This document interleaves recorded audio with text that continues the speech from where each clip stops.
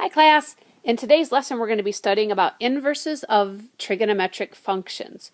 So there is a warm-up for lesson 13.4. So pause the video now and complete the warm-up, which asks you to do some conversions from degrees to radians and radians to degrees. And if you have any trouble remembering how to do that, you can just look back at lesson 13.3 and you take a look at those conversion factors. So pause the video now. Okay, so in the first two questions, you're asked to convert from degrees to radians. And so number one was 2 pi over 3 radians, because 120 degrees is 2/3 of the way to 180 degrees, which is really pi radians. And then 180 degrees is exactly 1 pi radians, because getting to that point of 180 degrees on the unit circle is the exact same thing as getting halfway around from 0 to 2 pi, so that's at pi. In 3 and 4, you needed to find the exact values of the trig functions. So I wanted you to find the cosine of 2 pi over 3. Well, if you look right above, that's the same as saying the cosine of 120 degrees. So I thought it was easier to use the degrees. So I was thinking cosine of 120. Well, I know 120 degrees is 60 degrees away from the x-axis. It's in the second quadrant, so my reference angle is 60. And I know that awesome students take calculus, so I think about that. Awesome students take calculus. So that means only the sign is positive in that quadrant. And so that means this cosine is going to be negative. So I just go and use my finger trick or whatever way you find your cosine and sine, whatever, your cosine in this case, for 60 degrees. I fold down my finger. I know it turns out to be a half, but I have to make it a negative a half because I'm in the second quadrant where cosine is negative. For number 4, the sine of pi over 4, well, pi over 4 is the same as 45 degrees. And so that reference angle actually is 45 degrees, and it is 45 degrees that we're finding so we're actually in the first quadrant. And the sine and cosine actually of pi over 4 are both square root of 2 over 2. So my answer is square root of 2 over 2.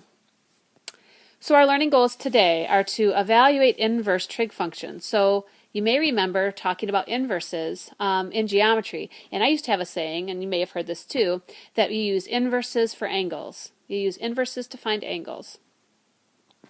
So we'll be finding angle measures using trig functions. And we'll be using trigonometric equations and inverse functions to solve problems. Okay, so first let's take a look at some notation. So the expression sine, and then with the exponent of -1, is not read x to the -1 power. It actually is read the inverse sine. So that raised to the -1 is another way of saying inverse. In this notation, the -1 indicates the inverse of the sine function, not the sine function to the -1. So we actually read that -1, we read that part first, we say inverse of, so when we see that, say inverse first, and then whatever trig function. So if you had it written like this, you'd read the -1 as inverse cosine, and same thing with tangent. And so the relationship between these and our original function, so say for instance the sine of theta, some angle, say it's equal to some value x. You may remember when we solved stuff like this, to solve for theta, if we wanted to know what theta was, we would take the inverse sine of both sides. And so then basically, the way the inverse was defined is because, like on this left-hand side, that would cancel out the sine, and so that would leave us with this as our function. We would say the inverse sine of this x value, whatever we have here, ax, you'd use whatever variable you want, equals theta. So this is the related inverse function that goes with the sine of theta equals x. Well, the inverse of that is the inverse sine of x equals theta. So they're inverses of each other. So then the cosine of theta, if it equals x, but the inverse cosine of x would equal theta. And the same thing with the tangent. So if the tangent of theta equaled some value x, then the inverse tangent of x would equal theta. So we're first going to get comfortable just using those calculator keys, and or just even just understanding the sometimes it's using a calculator, sometimes it's using just sort of our brain and thinking about the unit circle. But if I wanted to know the inverse cosine of square root of 3 over 2, this is what I'm really asking. I'm really thinking, what angle has a cosine of square root of 3 over 2? So what I'm really looking for is theta, the angle measure. So unless you've got these exact values, like square root of 3 over 2 memorized, you probably use some sort of like the finger trick or whatever. So in order to have the cosine be square root of 3 over 2, that means I must have 3 fingers on the left of whatever finger I have folded down. So I fold down my, I have to fold down my pointer finger, and that gives me 3 fingers above, and that pointer finger, remember, is associated with 30 degrees. So I know that the theta must actually be 30 degrees because the cosine of 30 degrees is square root of 3 over 2. Now the only problem with this is that's actually not the only angle that has a cosine of square root of 3 over 2. Because remember, the cosine is positive, and so we've got awesome students take calculus. So the cosine is positive, which this is a positive, square root of 3 over 2, in both the first quadrant and also in the fourth quadrant. So I could be talking about theta being up here and have it be this angle measure. But it could also be the reference angle that's in the fourth quadrant down here. And this one, if you think about it in terms of a negative degree, it would be negative 30 degrees. Or another way to say that would be if I went around the other direction. So I started here and I went around here. That actually is 330 degrees. It's still 30 degrees away from the x-axis. So really, there's 2 possibilities here in one time around the circle where I would get a cosine of square root of 3 over 2. One at 30 degrees and one at 330 degrees. So which ones do you give? Which one do you give for the answer? Well, oftentimes you'll be given an interval, like they might say, you know, between 0 and 180 degrees. And you'll see a little example of that in a little bit. But if they don't, then what you want to do is you want to list the possibilities. So you want to say that it could be 30 or 330. And if they want you to give all possible values, then you think about it. It's not just 30. Your theta could be 30 degrees plus actually 360 degrees times n, where n is any number of rotations you might make around the circle, because I could start here at the 30 degrees, and if I went 360 degrees, I'd be right back where I started again, and I could keep doing that, and every single time I would end up at that exact same spot. So like, for instance, if I went 390 degrees, I would still be at that exact same spot, which still has a cosine of square root of 3 over 2. So the way that you can express all the possibilities is to take your angle, that 30 degrees, and add multiples of 360 degrees. So you can say that by saying 30 plus 360 degrees times n. But then remember, there's also this possibility. We could have had the 330 degrees plus 360 degrees n. So every possible multiple of 360, if you added it, you'd end up right in the exact same spot. So like whatever, 330 plus 360, well, that's what, 690? So if you went 690 degrees, you'd be at the exact same spot. And if you didn't see the kind of loop around the circle that I draw on there, you wouldn't know whether you've gone around 1 time, 2 times, or whatever.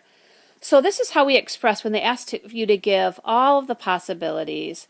This is how we say all the possibilities, is we think of the 2 possibilities in the unit circle itself, and then we adjust for all the possible multiples of that by adding 360 times n. Okay, so what about if the inverse tangent of some angle is 1?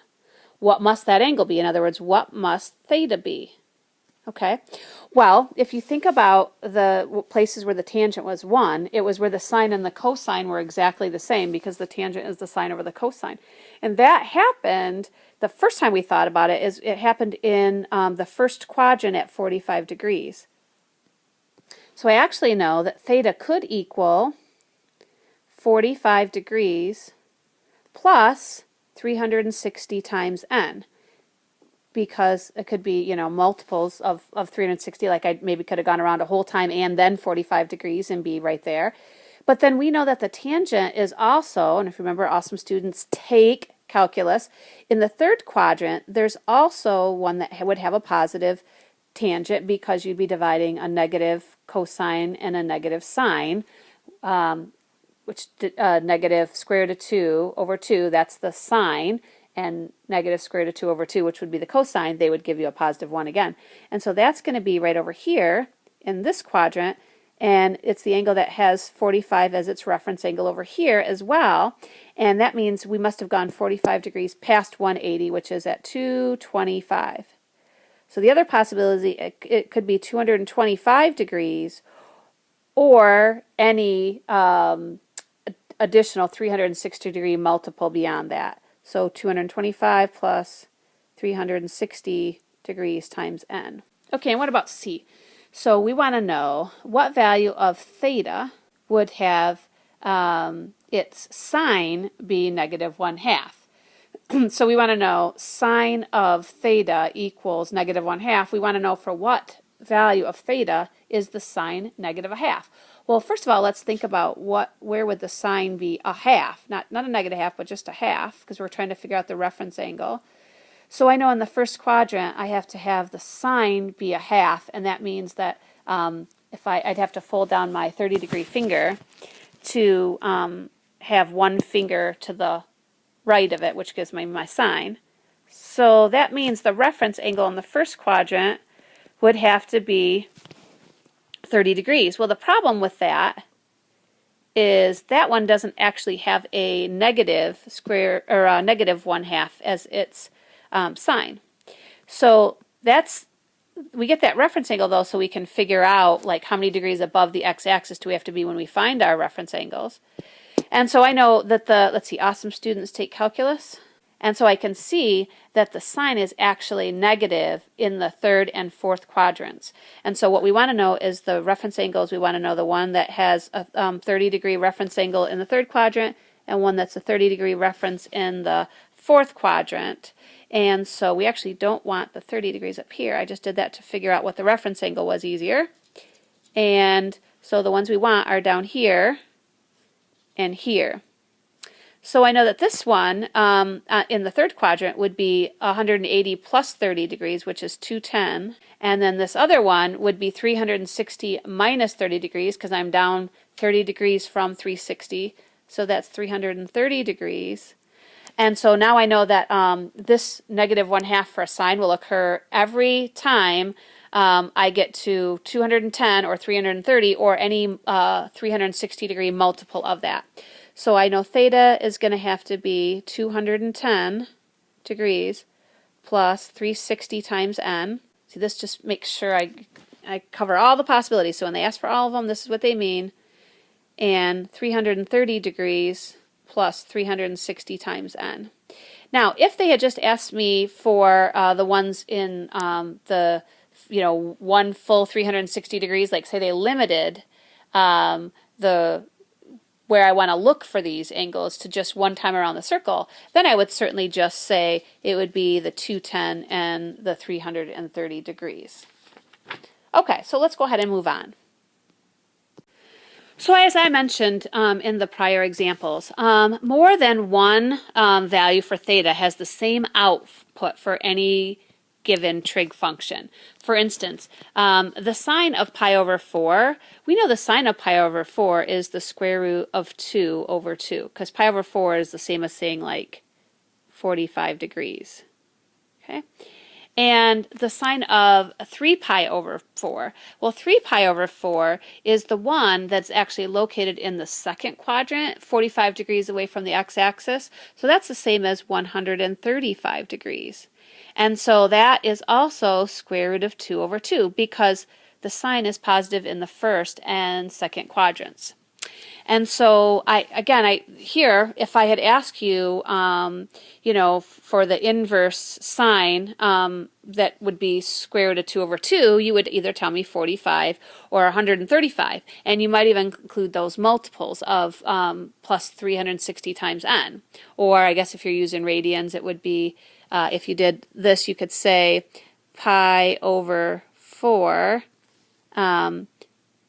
plus 2 pi times n would have a value of square root of 2 over 2, because every single time that I go around another 2 pi, which is one full time around the circle, I'll end up right back at the same spot where pi over 4 would be. And the same thing over here with the 3 pi over 4 plus 2 pi times n.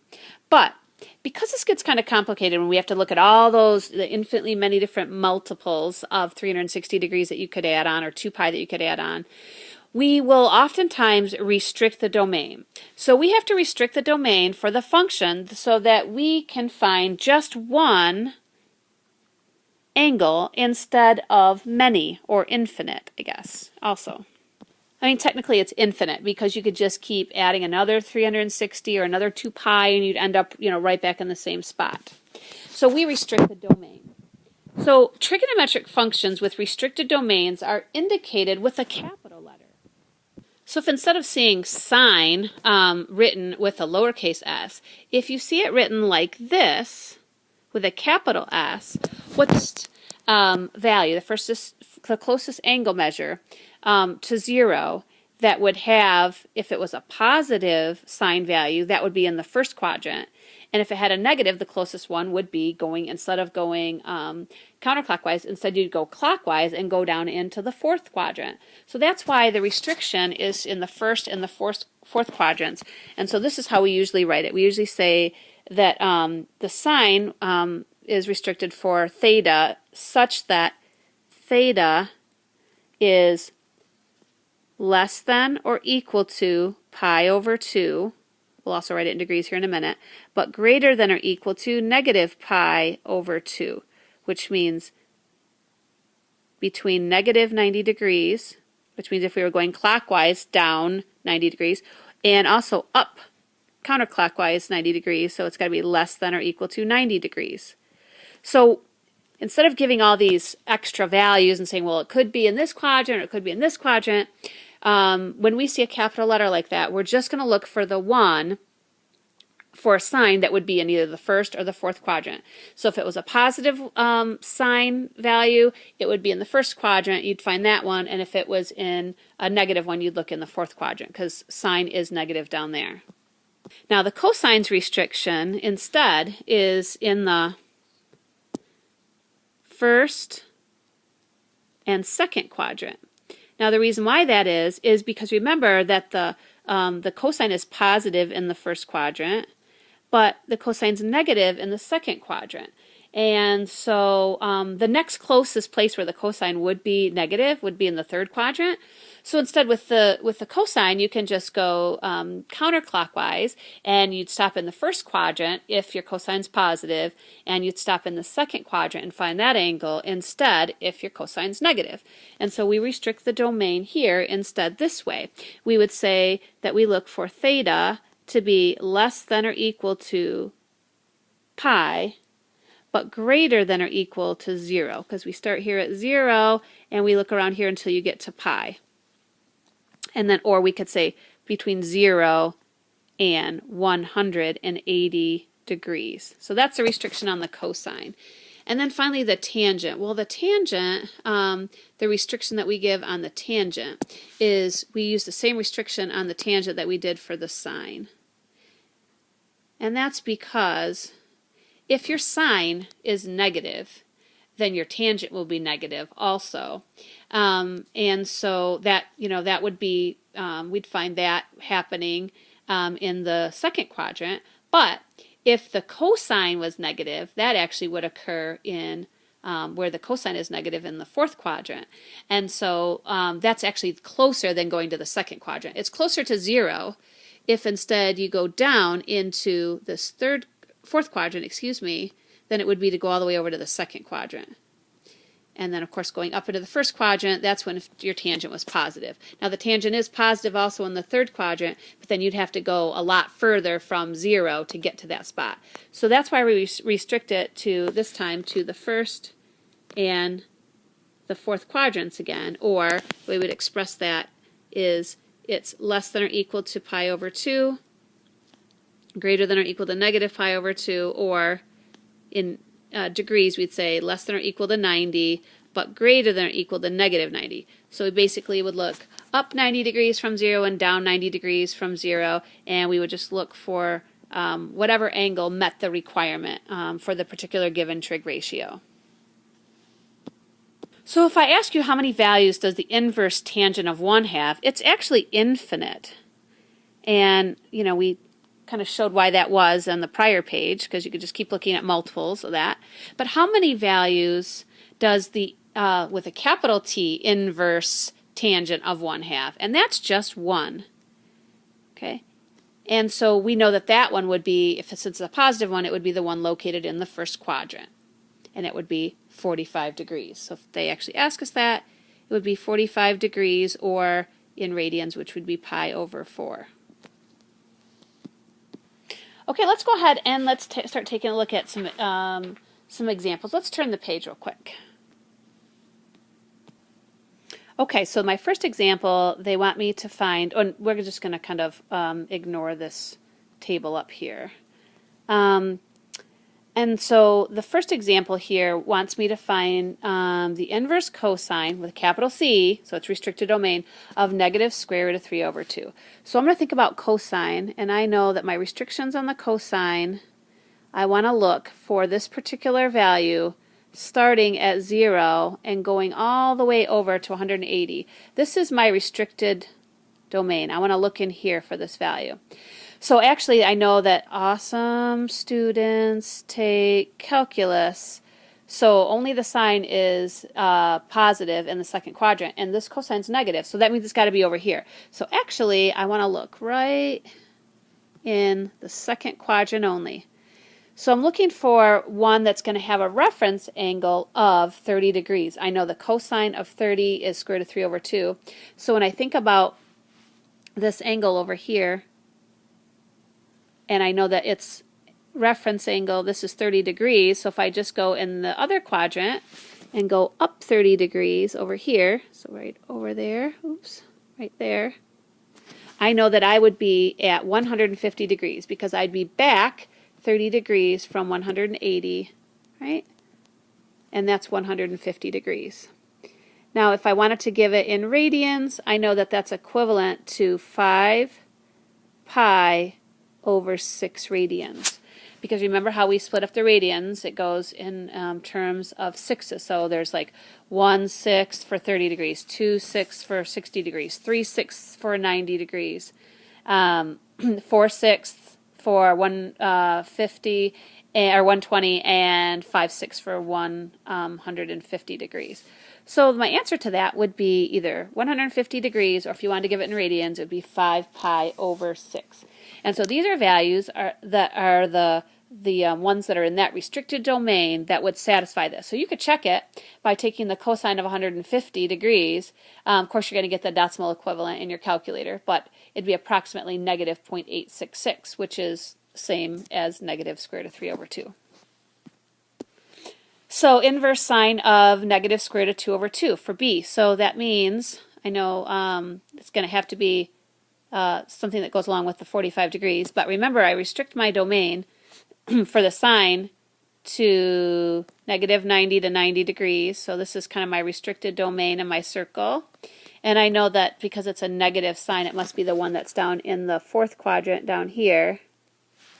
And so I know that it's actually, if we looked at the number of degrees that it is, it's technically 315 degrees. But because I'm rotating down from the x-axis 45 degrees, then that means it's a negative 45.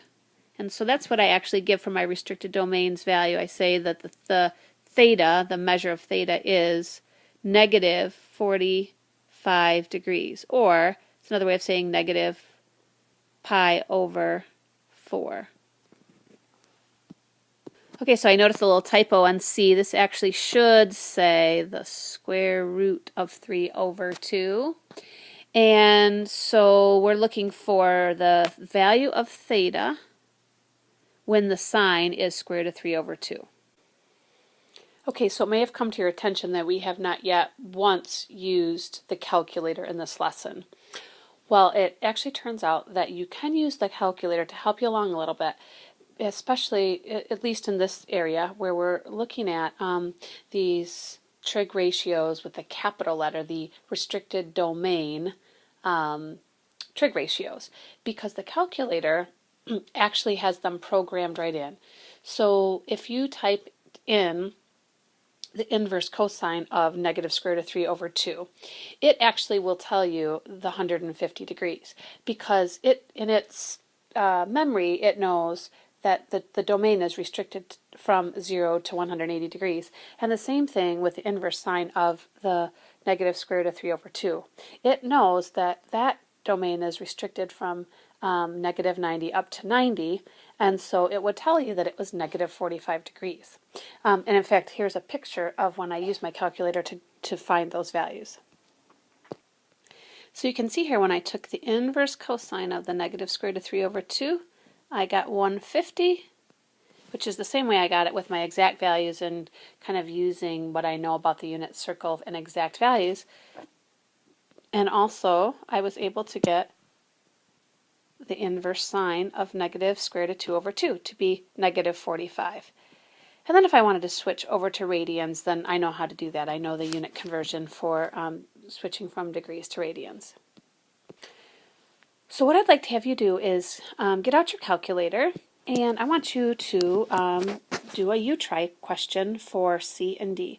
So we're going to go do U-try question on C and D, and you can use the calculator if you'd like, and we're going to skip E and F. So if you'll just do C and D as a U-try and then tune back in and check your work. So whether you used your finger trick or the calculator, or you know the special right triangles or whatever, hopefully you found the inverse sine of the square root of 3 over 2. And by the way, there was a typo on your notes, so hopefully you caught that I changed that to the square root of 3 over 2. You should have found that was 60 degrees. And with the cosine of what angle is 0? Well, remember, cosine is your x-coordinate. So when the x is 0, you must be on the y-axis. And so that where the cosine is 0, that first one, the one that would be in the domain that we are restricting the cosine to, would be the 90 degrees. The other place would be down at negative 90 degrees or 270 degrees, but that's outside of our range, because for cosine, our domain values will go anywhere from 0 to 180 degrees. So let's go ahead and turn the page.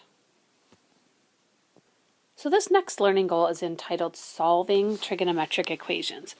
So in each of these examples, we're asked to solve some sort of trig equation, and we're then asked to adjust our answer for a certain interval. Like for instance, example A, they want me to solve sine of theta equals 0.4. So notice we don't have these exact value ones that we've been working with, because 0.4 is not equivalent to any of our exact values. So we're going to have to use the calculator here. But when we get an answer, we want the answer to be an angle measure that's between negative 90 degrees and 90 degrees. So they're just telling us, make sure when you solve this, if you don't get an answer between negative 90 and 90, then you have to adjust by finding a reference angle in that region. So what we're really trying to do is we're trying to find an angle measure. So we use, and you may remember, I said this earlier, the phrase inverses for angles. So if we wanted to cancel out the sine, we're just going to simply take the inverse sine of both sides, because that's going to cancel out the sine over here. And then by doing that on the other side, putting that in our calculator like that, that's actually going to tell us what the angle measure that's associated with this sine value. So that will cancel out the sines here. Those will cancel. And that leaves me with just theta on this side. Now when I type this in my calculator, I get approximately, and they wanted them to solve these to the nearest tenth, so that would be approximately 23.6 degrees. Well, I got an angle that's in this interval, right? It's in the range of negative 90 to 90, so I'm okay. That's my answer. That's what I'm looking to find. That is an acceptable angle measure, and although there are infinitely many other angle measures that have a sine of 0.4, this is the one I want because it's the one in the interval. So let's take a look at another one. So now this one, look, it looks the exact same. You might look at the first part of the equation and say, uh-oh, Mrs. Brunk made a typo, and she has the exact same equation. So when I solve this equation here, I'm still going to get the same thing I did from up above, because this is the same question. But the answer I get, this 23.6, this time is not in the interval. See, it's not in this interval that was stated. So what that means is I'm going to have to find an angle that's in a different quadrant than this one is. One that's between 90 and 270, but that would be have the same value. So if I were to approximate where 23.6 degrees is in the coordinate plane, it would be somewhere about there. So say 23.6 degrees. Well, that means I'm up 23.6 degrees from the x-axis. So it would look like this. So what I want to do is I want to find over this interval from 90 to 270, so from this range over here, this is where I want to find an angle that has the exact same values as the 23.6 degree. So there's two places that I could look. I could look 23.6 degrees up from the x-axis over here, or I could look 23.6 degrees down from the x-axis here. Well, it's not going to do me any good to use this one down here in the third quadrant because the sign will be negative there. So I don't want that one. I'm going to get rid of this one. And so I want to actually focus on this one right here. This is the one that I want. And so I know that if it's got to make the same angle with the x-axis, then that means it's rotated back 23.6 degrees from 180 degrees. So that means it's going to be 180 degrees minus 23.6 degrees, which is 156.4 degrees. And now this is the angle measure that's going to be in the correct interval. This is one of the angles.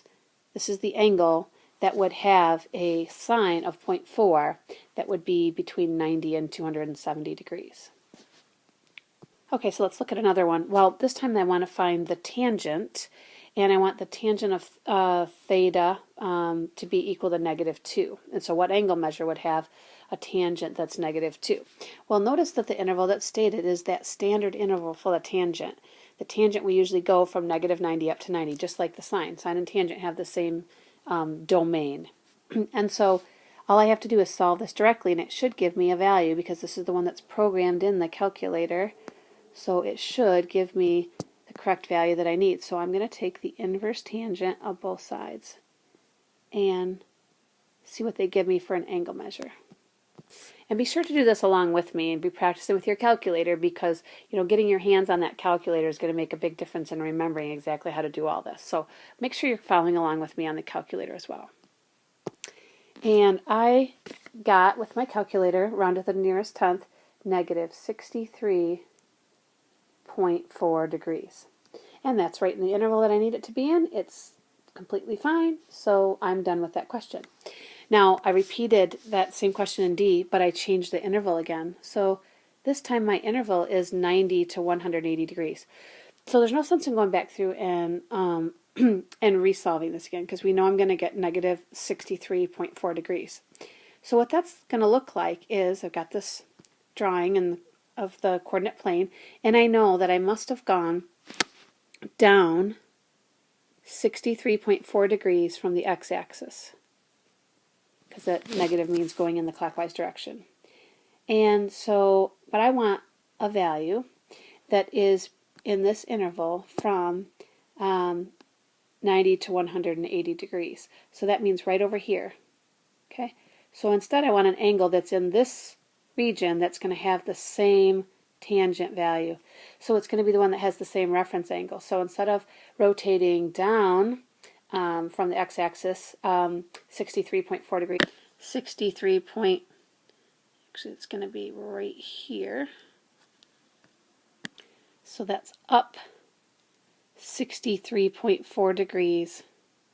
And that means to find this angle measure, I have to go back away from the the x-axis, which is 180 degrees. So I'm going to have to subtract 63.4 degrees, and that will give me 116.6 degrees, which should have a tangent of -2. So you can always check that by hitting the tangent key and then that angle measure, 116.6, and I typed that in my calculator. I got -1.99695. Close enough for me. It rounds to -2.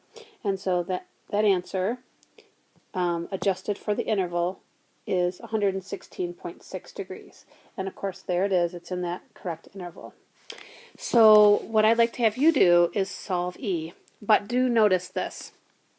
The interval that's given for this one is the appropriate interval. It's the one that's going to be in the calculator for cosine. So really all you have to do is just take the inverse cosine of both sides. So pause the video right now and just see if you can find the angle measure associated with a cosine of 0.3 round to the nearest tenth.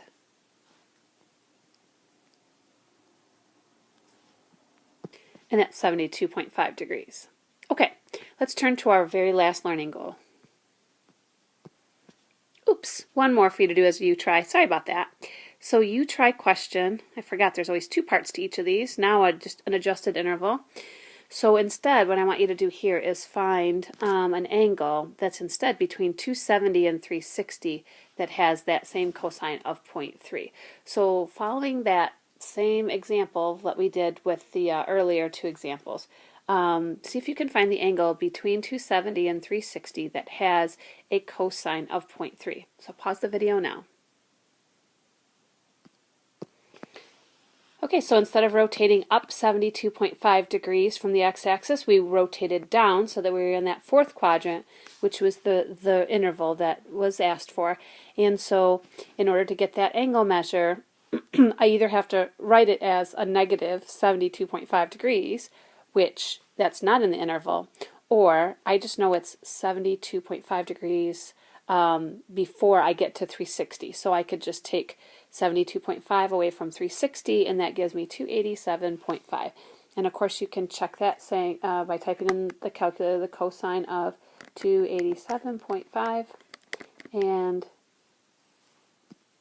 you get 0.300707, which would then of course round to the 0.3. And so finally to our last learning goal. And this learning goal is really just taking what we've learned and apply it to a real life situation. So this maybe is what you're more familiar with from Geometry B. We did a lot of this in that, where we would have a real life problem and we'd have to use an inverse to find an angle measure. So a painter needs to lean a 30-foot ladder against a wall. So I've got this wall and I've got a 30-foot ladder. So I'm going to sketch the ladder laying up against the building.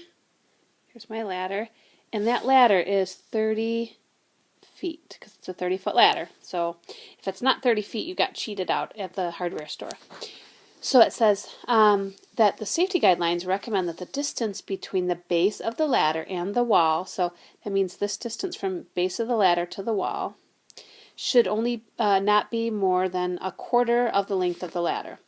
So that means if I take a quarter of 30, means I'm going to divide it by 4, I get 7.5. So that means this length right here should be 7.5 feet. So then it goes on to say, to the nearest degree, what acute angle should the ladder make with the ground? So here's the ladder, here's the ground. We want to know what that angle is. So we use inverses to find angles. Well, to find out which trig ratio I have to use here, what I want to do is I want to take a look at what I have and what I want. So I like to highlight those things. So this is what I have. I have this part, which is the hypotenuse. I have this part I highlighted down here, which is a leg, and I'm trying to find this angle. Well, so if I'm trying to find that angle, and I label kind of these parts of my right triangle, so I know that this would be the leg opposite here, this would be the leg adjacent, and this would be the hypotenuse. I actually, I know both the adjacent and the hypotenuse. So that I think of cosine, CAH, right? And so I know that the cosine of this angle, well, this time I don't know the angle, so I have to call it theta. It's the unknown. It's got to be equal to the adjacent leg, which is 7.5 feet, over the hypotenuse, which is 30. So now, in order to get rid of the cosine and just solve for theta, I'm just going to take the inverse cosine of both sides. See, this is where I really like the inverses, because this is where we can use it to solve some real life problems. Let's take the inverse cosine of both sides, and when I do that, on the one side it cancels out the theta, or the cosine, so I have theta by itself. And on the other side, when I take the inverse cosine of that quotient, 7.5 divided by 30, I get about 75.5. Now they wanted it to the nearest degree. I actually feel more comfortable giving it, I think rounding that would be rounding it to 76 degrees. When you're smack dab in the middle, I like to go at least to 1 decimal place. So, but technically I guess we would say 76 degrees because it did say round to the nearest degree. So you know the drill. We're going to make the next one a you try question. So you're going to have to draw a little picture and label the information that's given to you, identify the angle that you're trying to find, and eventually use an inverse trig ratio to solve it. So take a moment and draw yourself a picture, label the information that's given, and just follow this as an example. And when you're done, tune back in and we'll check your answer. So although your drawing might not be as spectacular as mine is, just kidding. When you think about this real life situation, so if these were the hikers, and you know the hikers are not going to travel due east and then due north, because traveling along that path is going to be the longer path. Okay, the shortest path would be go directly towards the rocks, but because you know, if they're going to try to travel on a direct path, they have to know, like, where they're standing, they might have to turn a certain angle in order to start walking and go on a straight path. So, you know, that they're actually going to want to, you know, if they're heading this way, they're going to want to turn towards the rock formation and start to walk. So they're actually looking to find out this angle measure right here, what they want, the direction and the amount that they want to turn to actually start walking towards the rocks. So that's the angle I want, and here's the things I have. I know that is 1 mile, I know that's 0.75 miles, so that turned out to be the tangent. So hopefully you got that ratio set up right, took the inverse tangent of both sides, and that angle is approximately 37 degrees. So that does it for the lesson today, and I'm sure that we'll have some questions to bring up when we see each other in class, so I'll be looking forward to that. See you then.